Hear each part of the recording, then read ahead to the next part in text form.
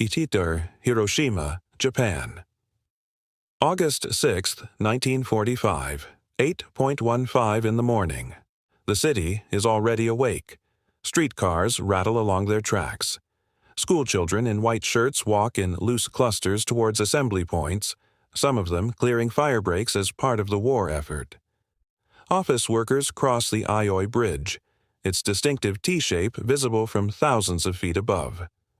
The sky is clear, the kind of clear blue morning that, in wartime Japan, usually meant a day without bombers. An air raid warning had sounded hours earlier for a single reconnaissance aircraft, then been called off. People felt, if anything, a fragile sense of relief. High above the city, a modified B-29 bomber named Enola Gay banks slightly to line up its bomb run. Inside its belly sits a single weapon, nicknamed Little Boy, weighing around 4 tons. At 8:15 and 17 seconds, it is released. For 43 seconds it falls, tumbling through the clear morning air above a city of some 350,000 people who have no idea what is about to happen to them. Then, at a height of roughly 600 meters above the city, it detonates. What follows in the next fraction of a second changes the character of warfare forever. A single bomb, dropped from a single aircraft, releases an amount of energy roughly equivalent to 15,000 tons of TNT. More explosive force than had ever before been concentrated in one weapon, one moment, one place. Tens of thousands of people are killed almost instantly. Tens of thousands more will die in the days, weeks, and years that follow, from burns, from radiation sickness, from injuries that the doctors of 1945 had no name for and no way to treat. This is the story of how that weapon came to exist. The fear that drove its creation, the extraordinary scientific effort behind it, and the argument, still unsettled 8 decades later, about whether it should ever have been used at all. By 1945, the Second World War had already claimed tens of millions of lives. In Europe, the war had ended in May with Germany's surrender, but in the Pacific, the fighting showed no sign of slowing. American forces had spent nearly 4 years fighting their way from island to island, and each campaign seemed to grow costlier than the last. The battle for Iwo Jima in early 1945 cost the United States nearly 7,000 dead in just over a month, for an island barely 20 square kilometers in size. The battle for Okinawa that followed was worse still. More than 12,000 American dead, and Japanese military and civilian losses estimated well into 6 figures. To American planners, these figures were not just tragic, they were terrifying, because they suggested what an invasion of the Japanese home islands themselves might cost. Operation Downfall, the planned invasion, was projected by some estimates to produce casualties in the hundreds of thousands, possibly more, on the Allied side alone, with Japanese military and civilian deaths potentially running into the millions. Japan's government, dominated by a military leadership determined to fight on, showed little sign of accepting anything short of complete destruction. Conventional bombing had already devastated Japan's cities. The firebombing of Tokyo in March 1945 killed perhaps 100,000 people in a single night. Yet the war continued. It was against this backdrop that a small, extraordinarily secretive American program, codenamed the Manhattan Project, had spent several years and roughly $2 billion, an almost unimaginable sum at the time, pursuing a weapon based on nuclear fission, a physical process only understood by scientists for the first time in the late 1930s. The idea itself had begun with a warning. In 1939, a letter reached President Roosevelt, signed by Albert Einstein but largely drafted by the Hungarian physicist Leo Szilard, cautioning that Nazi Germany might be pursuing a weapon of unprecedented destructive power based on nuclear chain reactions. The fear that Hitler's scientists might get there first was, for years, the project's driving anxiety. By the time the weapon was ready, Germany had already been defeated, and the scientists who had once feared a Nazi bomb now found themselves debating an entirely different question. Should the weapon be used against Japan at all? And if so, how?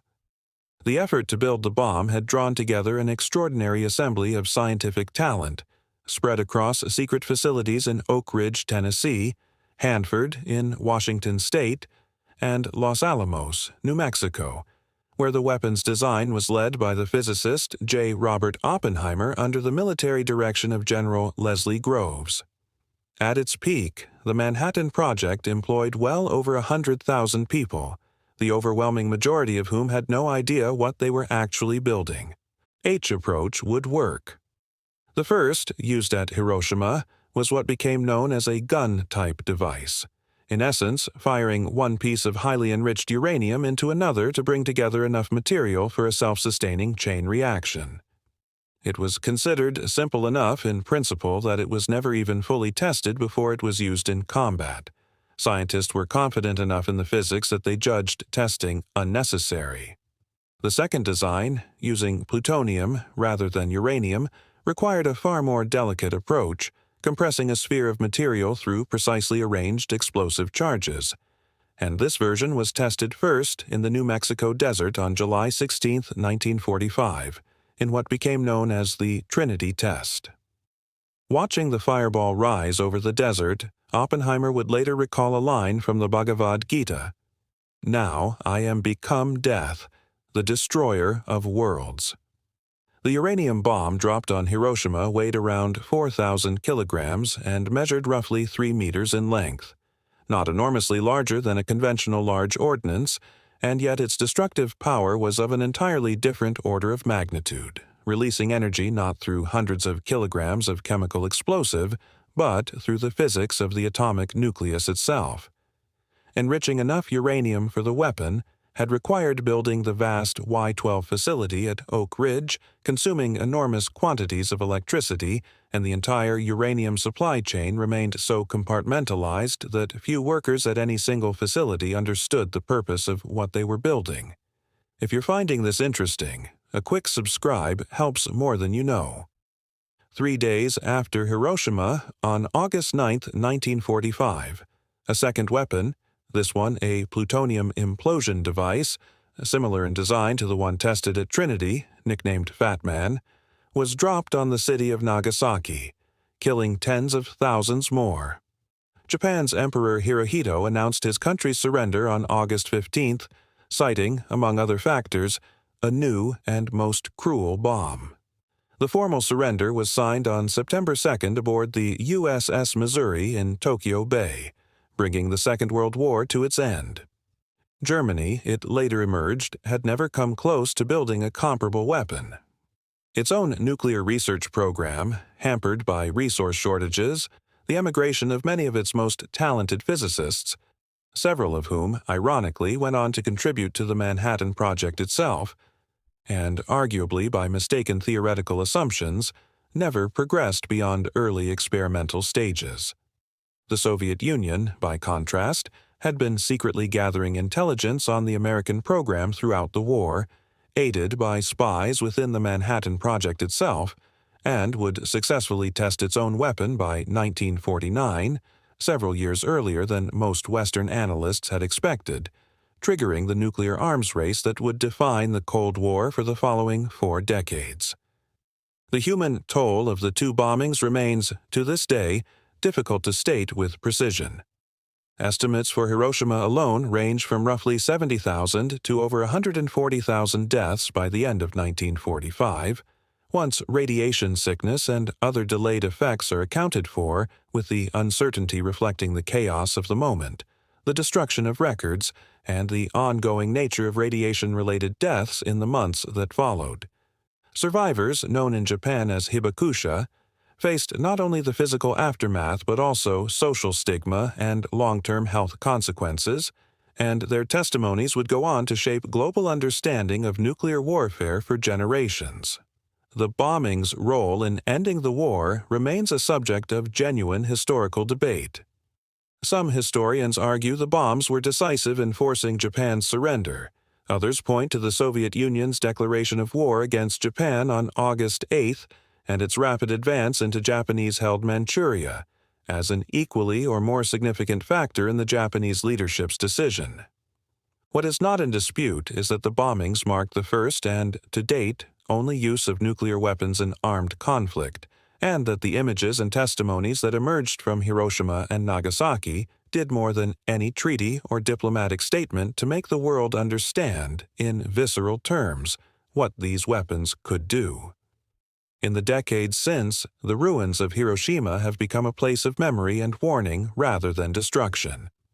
The skeletal dome of the city's former Industrial Promotion Hall, one of the few structures left standing near the point of detonation, still stands today, preserved deliberately as a ruin, now known as the Genbaku Dome, part of the Hiroshima Peace Memorial and a UNESCO World Heritage Site.